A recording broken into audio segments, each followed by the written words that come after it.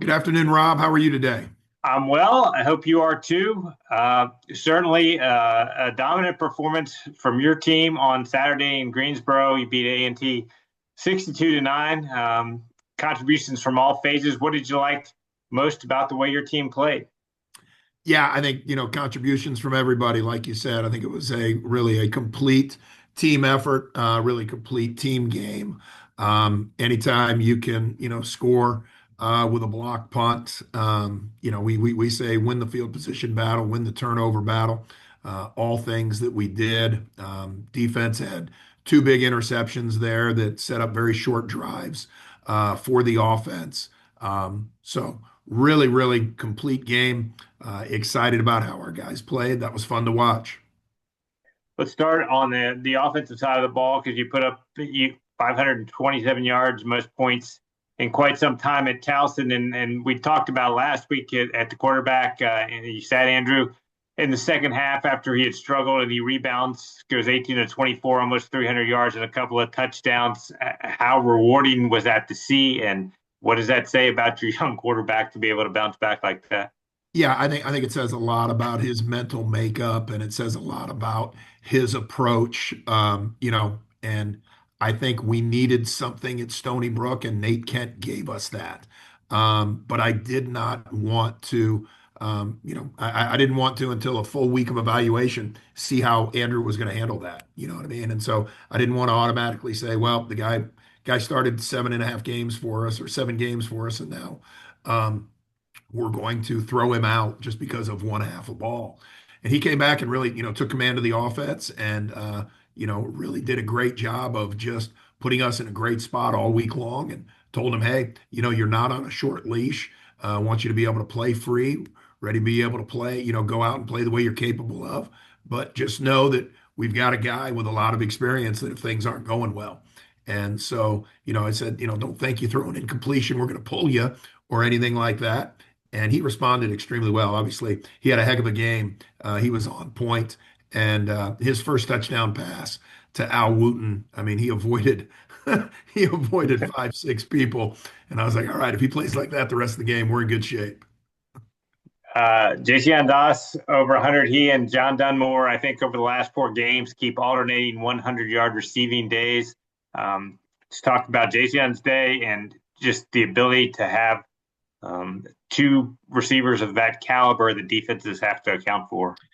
Yeah, I mean they really complement each other really well, and I think the fun part about it is they're probably just as excited when the other guy has a big play as they are when they have their own. So that's been really really neat to watch. JCon, we're trying to get in field position to see can we take a shot to the end zone there at the end of the half. Obviously, the half had gone extremely well for us. We had a great lead, but we got the ball back with a little time left and said, all right, let's try to drive. Let's see what we can do. Threw a ball out to the sideline, and I mean his 65-yard touchdown. I mean, and John Dunmore has an amazing block on it to spring him from the last tackle. But he makes 4 or 5 guys miss, and it was just a simple 8-yard completion. And then he had a nice other 25-yarder. So those guys, I mean, playing really, really well. I think when people start looking at one, the other one shines. So Andrew does a good job of, not forcing anything or not putting either one of them in a bad spot. Defensively, the effort was maybe just as impressive. You hold A&T at 258 yards and really caused problems for a dynamic quarterback in Kevin White. A couple of big interceptions. What were you able to do so effectively to contain him and force him to make some bad throws? Yeah, no, our defense was attacking, and I mean we were putting people in his face. We were bringing a lot of linebackers. We were playing man coverage behind it, zone coverage behind it, and really got him to. We felt like if we could get him off base a little bit, sometimes he'll sail the ball, and so we got him to sail a couple of balls, and we were right there, for the interception. So really great play by both our guys, and so credit our D line because they were getting pushed. Our linebackers were swarming. I mean, Kevin, I thought did a really good job because he got rid of the ball quite a few times. I thought we'd come away with a handful more sacks, but he got rid of it. But a couple times left it right into our guys' hands. So Loved how our defense played. I thought our DBs, you got to be covering people tight when that happens. So I think our secondary stepped up and gave us the opportunity to, get some interceptions off of things like that. And I don't want to forget special teams because that was a big block when it was the 7-3 game by Matthew Longa that got returned for the short return for the touchdown. How big of a play at that time was it to even add to your lead and get some momentum? Oh yeah, no, that was unbelievable. Matthew did everything we asked him to.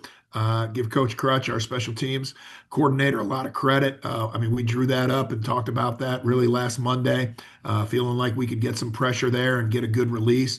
Matthew came off perfectly, and then Mr. Crum fired up for him, playing a little bit for us, for him to be able to get in there and and get the touchdown. That was awesome. So fun day for our guys on special teams. And I'll tell you, probably the one thing that I was most excited about on special teams was to be able to hold their returners to 15 yards. A Yeah. kickoff return. I mean, we kicked off 10 times. That's a lot of opportunities. We kicked it to them every time, and to hold them to a 15-yard average, just felt great about that. You guys, I know in talking to several coaches on this call, sometimes they like the fact of taking their team on the road and having everybody in house. You guys have now won 4 games on the road. What has been the key to the success on the road? Yeah, I don't know. It's funny because we've kind of gone back and forth here. 2 years ago or last year we were really good at home. Uh, this year we haven't been good at home. This year we're really good on the road. So I guess if I could figure that out, I'd have more wins. But I think our guys have just handled. They've kind of approached each week pretty well, and I think they've put themselves in a great spot. We obviously did not play very well for 3.5 quarters at Stony Brook. I felt like our guys wanted to redeem themselves, wanted to give themselves a better look. And so just really proud of how they responded. You are back at home on Saturday with another big challenge and a Villanova, the nationally ranked Villanova team. As you start to prepare, what are the challenges they present for you? Yeah, every year, this is the third year playing them in a row. Glad that we get them at home because the first two times we were at their place. And I think every time we've played them, they've been somewhere between 8th and 20th in the country, and there's a reason for that. Mark does a great job. They are very well coached. They have very few flaws in what they do. They're very sound on defense. Run a three-man front similar to us, but give you a couple different presentations of it.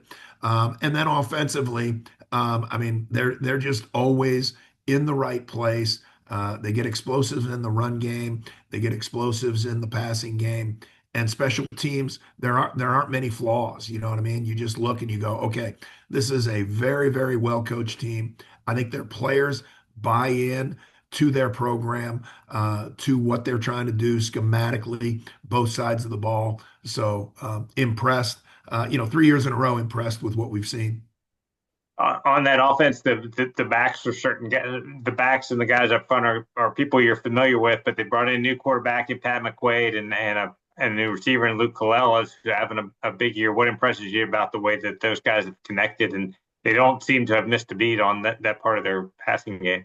No, they really haven't. I think Pat just does a great job. He extends plays, he finds ways, he makes really good decisions. I mean, and Luke just finds voids and gets open, and does a really nice job of staying in rhythm with Pat. Our offensive coordinator got a chance to see Pat the last couple of years at Nichols, so have known a little bit about him and what he's done.